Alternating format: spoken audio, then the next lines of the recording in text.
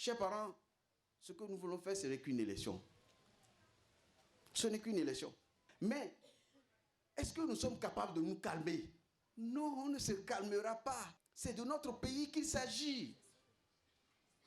Et nous sommes obligés de nous exprimer. Il y a élection présidentielle. Pas élection communale, hein, pas élection législative. Présidentielle. Est-ce que nous pouvons nous calmer parce que la police est derrière nous? Non. Est-ce que nous allons nous cacher? Est-ce que nous allons disparaître?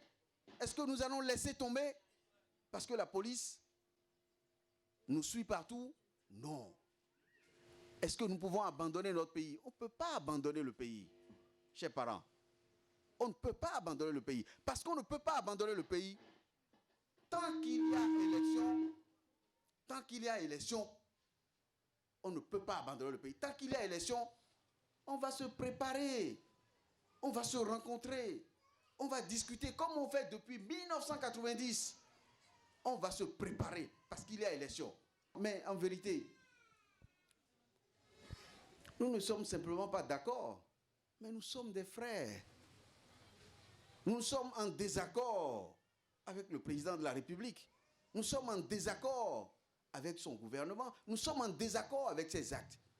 Et après, c'est ça la démocratie.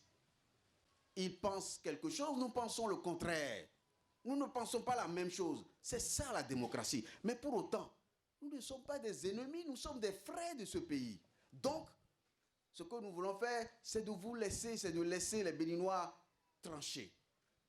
Si le président Talon a raison, que les Béninois lui donnent raison. Si les Béninois ne sont pas contents de ce qu'il a fait pendant 5 ans, eh bien qu'ils choisissent quelqu'un d'autre pour conduire les destinées du pays. Ce n'est que ce que nous cherchons.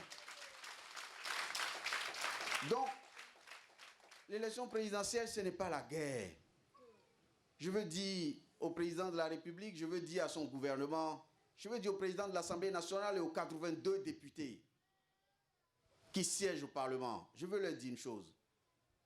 N'ayez pas peur de la démocratie.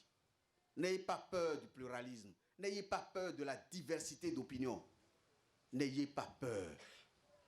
J'ai souvent dit à nos populations, j'ai souvent dit à nos compatriotes, n'ayez pas peur. Mais aujourd'hui, au plus profond de moi, ce que j'ai senti à Moueki, ce que je sens à Porto Novo, j'ai envie de dire, c'est la peur.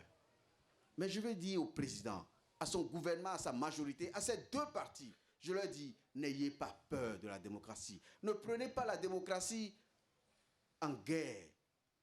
Ne posez pas des actes d'hostilité à la démocratie. Parce que demain, vous en aurez besoin vous-même. De la démocratie pour vous défendre. De la démocratie pour parler aux populations. Vous aurez besoin de la démocratie. Donc, n'ayez pas peur de la démocratie. Et à toute la classe politique de notre pays. Je veux parler de tous les autres partis politiques. Je veux lancer un appel d'Ekwe, ici, de Podi. Je lance un appel, c'est Podi, à tous les partis politiques. Je veux leur dire, je sais que beaucoup croient en la démocratie. Beaucoup sont attachés à la démocratie. J'en appelle au plus large rassemblement pour restaurer la démocratie. C'est le début de tout. Pour restaurer la démocratie, j'en appelle à chacun. N'abandonnez pas les voies de la démocratie. Moi, je sais que le gouvernement actuel est hostile à la démocratie. Il ne peut être battu que dans la démocratie.